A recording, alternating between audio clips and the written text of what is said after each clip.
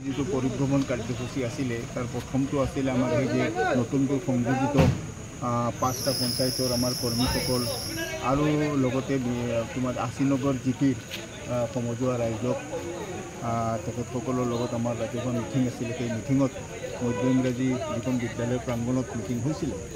সেই মধ্য ইংৰাজী বিদ্যালয়খন স্কুল কৰ্তৃপক্ষ আৰু সেই বৃহৎ অঞ্চলৰ ৰাইজৰ দাবী যে তেওঁলোকৰ ল'ৰা ছোৱালীসকলে উচ্চ শিক্ষাৰ কাৰণে হুজাই নীলবাগান আৰু দবকালৈ আহিব লাগে। তো বহু দূৰণিবতীয়া ৰাস্তাৰ কাৰণে বহুতো দুখীয়া আমাৰ বিশেষকৈ ছোৱালীসকলে 8 পাছ কৰাৰ পিছত আৰু নপঢ়ে ড্ৰপ আউট হৈ যায়।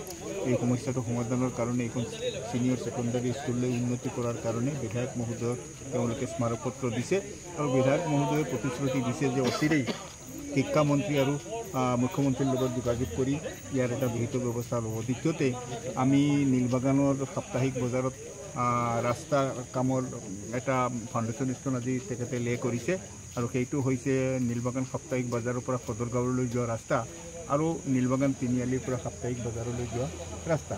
সেই ৰাস্তাটোৰ আধাৰশিলা স্থাপন কৰিছে। গোটেই কামৰ মূল্য হৈছে 7.5 কোটি টকা আৰু কাইলৈও আমি তেনেকুৱা এটা ৰাস্তাৰ কাম আমি শিলান্যাস কৰিম। সেইটো হৈছে আপোনাৰ ফুবজাৰুনিৰ পৰা সদৰগাঁও হৈ মোবাৰক বস্তিলৈ যিটো ৰাস্তা আছে আৰু সেইটো 10 কোটি টকাৰ কাম। সেইটো আমি কালি কৰিম। এনেকুৱা এলানি কাৰ্যসূচী আছে অহা 29 তাৰিখলৈকে।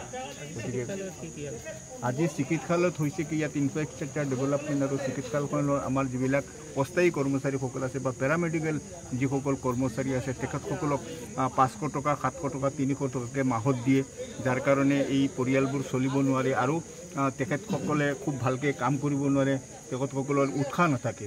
গতিকে বিধায়ক মহোদয়ে বিশেষকৈ এই হেৰিটো ইছ্যুটো ৰেইজ কৰি নিজে এইটো চলিউশ্যনৰ কাৰণে কৈছে যে এইখন হস্পিটেলৰ ইনফ্ৰাষ্ট্ৰাকচাৰ ডেভেলপমেণ্ট আৰু ইউজাৰ্ছ মানিৰ যিটো প্ৰব্লেম আছে এইটো দূৰ কৰাৰ কাৰণে যিহেতু হস্পিটেলখনৰ সন্মুখত এলানি মানে আমি কমাৰ্চিয়েল শ্বপ বনাব পাৰোঁ, সেই শ্বপ বনাবৰ কাৰণে তেখেতে ব্যৱস্থা হাতত লৈছে আৰু তাৰ কাৰণে এটা 3জনীয়া কমিটি গঠন কৰি দিছে। সেই কমিটিটোৱে আগন্তুক দিনত এক্সাৰচাইজ কৰি কিনি কেনেকৈ সফলভাৱে বনাব পাৰি সেইটোৰ ব্যৱস্থা ল'ব আৰু লগতে এইখন হস্পিটেলৰ বেডসমূহ খালী হৈ পৰি থাকে, কেলেই ৰোগীসকল নাথাকে তাৰ বিহিত ব্যৱস্থা ল'ব লাগে আৰু অন্যান্য বহুত ডেভেলপমেণ্টৰ কাম আছে। আমাৰ ইয়াতে কিছুমান বিল্ডিং গ্ৰাণ্ট আছিলে, এই বিল্ডিং গ্ৰাণ্টবিলাকো যাতে প্লেন মাফিক আমি বনাব পাৰোঁ, ডক্টৰৰ কোৱাৰ্টাৰ সকলো যাতে প্লেন কৰিব পাৰোঁ আৰু গোটেই বাউণ্ডেৰীটোক আমি আৰ্ট ফিলিং কৰি এইটো বাউণ্ডেৰী ডেভেলপমেণ্ট ড্ৰেইনৰ কাম এই গোটেই কথাখিনি আজি সদস্যମାନେ আলোচনা কৰিছে